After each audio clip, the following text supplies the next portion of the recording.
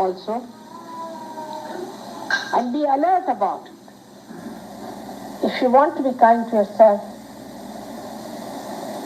know that you have to divert your attention towards a sane married life. But also that should not be too much. Because what I have learned now, that in the West people have devised methods of transferring their attention from one person to another. Mental acrobats of different types they have devised to destroy their pure attention. Don't play on to these.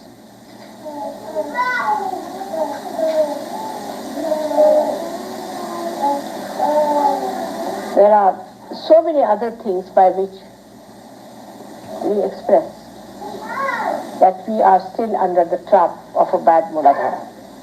The way you dress up, the way you walk, the way you sit, the way you talk, the way you behave, to impress other people and to be impressed by other people in Sahaja itself. The only impression that should really work is the height of ascent that others have achieved. You can do it, it's not difficult. When the Kundalini can rise with all such shattered muladharas, I'm sure you can cure your muladhara completely. But your question is, first of all, of strengthening the muladhara, for which I think you all have to go into a kind of a tapasya. That's why I say sometimes that the Western people should take less of meat, especially the red meats, and beef, and horses, and dogs, and I don't know what else you eat.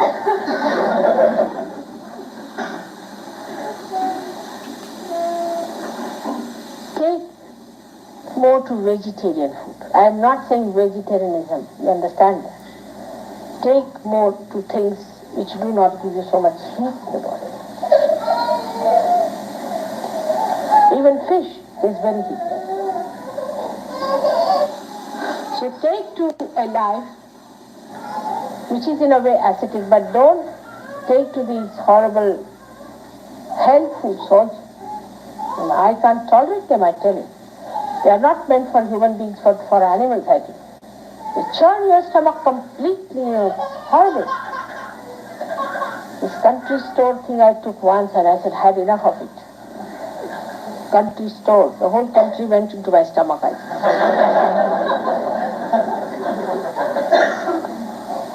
So for you people, you have to go. Those who are suffering from muladhara must know that food does make a difference in the powers of muladhara. So if you have to get it cured, first of all, you have to soothe it down. It is overexcited. Overexcited. Any man you touch, any woman you touch, any woman you look at, I just don't understand. It's worse than monkey. Horrible. You have to soothe it down, cool it down, so that Ganesha bestows his blessing upon your muladhara. There's no peace. But it's not so outside that I can say that you must respect yourself. It cannot work out with those words, I know.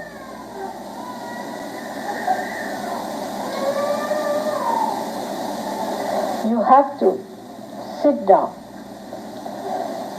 do meditation, and try to soothe it down.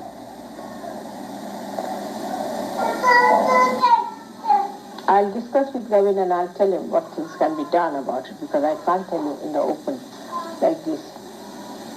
But still, This is all physical. Mentally, you must be on the watch to see where does this mind go to dirty things. Why does it always go to this sensation?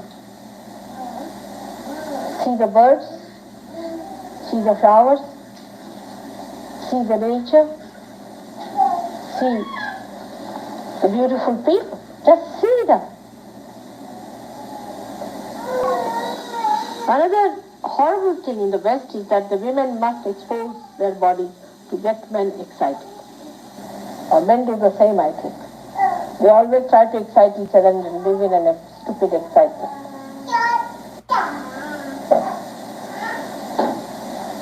You have to expose beautiful things like flowers, beautiful ornaments. All right. But you are not a thing. It's your private.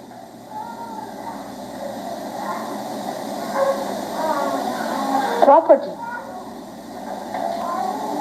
You don't put all your gold on the streets, do you? Better try that sometimes. You will mind people plundering your gold, but you don't mind your chastity being plundered.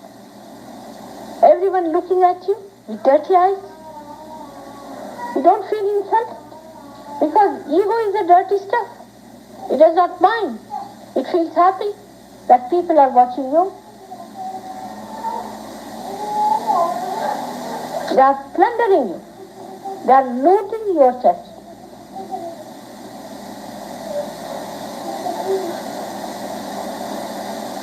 But Sahaja yogis are not like that.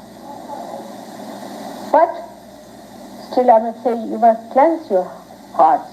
Cleanse your mind. Take yourself out of it.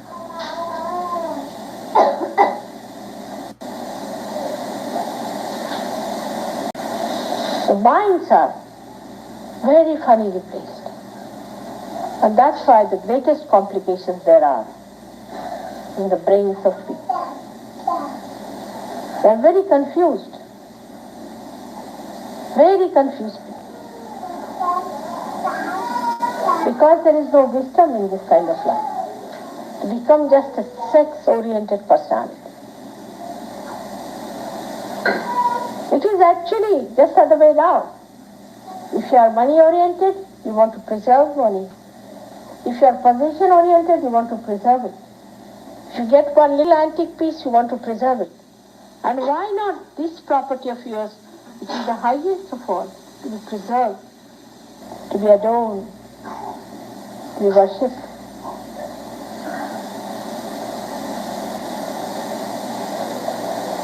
I'm quite worried on that point, that secretly people are indulging into such things. And they're hypocritical sometimes. They don't mind being hypocritical about it. They're Sahaja yogis, all right. But in this matter, they think they can go about the way they like. And sometimes some of them say that Mother has said it's all right. I never said so. There's one point I cannot compromise is this. You must have a chaste outlook towards yourself, towards your life, towards your being, towards your personality. You are saints. And if a saint doesn't have a good character, I call it the character, the essence of character, is not a saint.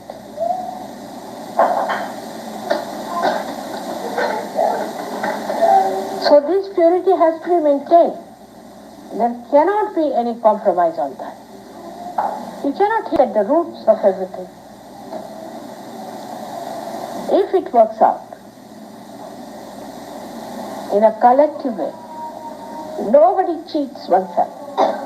Nobody deceives oneself.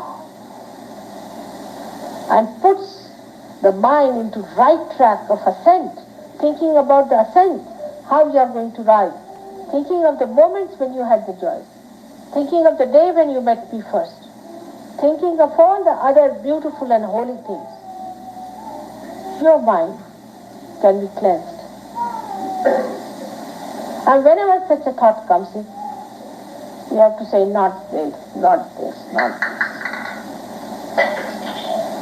It's more mental than physical, I think. I know it's difficult, but if you can get realization, why not this also?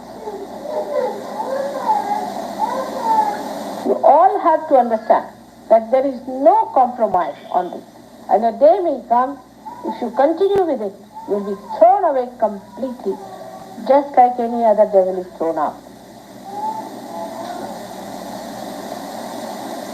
So there is no compromise. Tell yourself.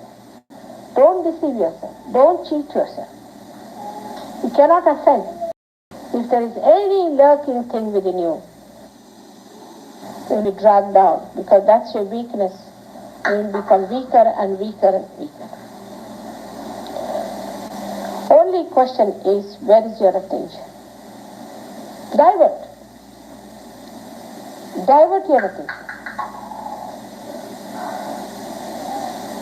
First you will need some exercise, some effort, and afterwards it will come automatically. You won't have to exert.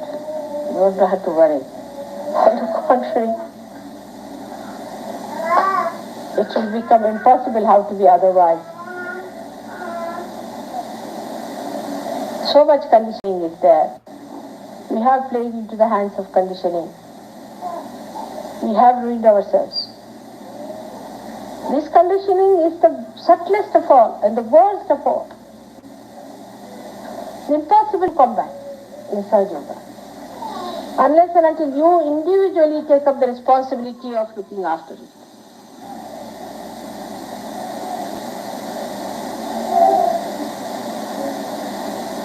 Muladhara is one of the most delicate and the most powerful chakra. It has so many folds and it has so many dimensions. If your Mooladhara is not alright, your memory will fail. If your Mooladhara is not alright to begin with, your wisdom will fail.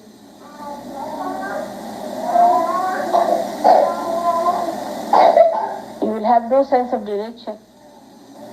The insanity that is now crawling up in America, before they become 40 years of age, is because their Mooladharas are around. Most of the diseases which are incurable come because of weak Mooladhara.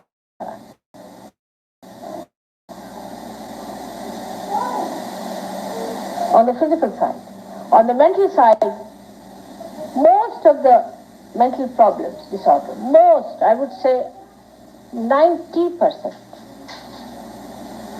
are due to weak Mooladhara. If a person has a strong Mooladhara, powerful Mooladhara, it doesn't get into trouble. Because you know there's a very strong hold of that Mooladhara on the back. Brain. It's not the brain.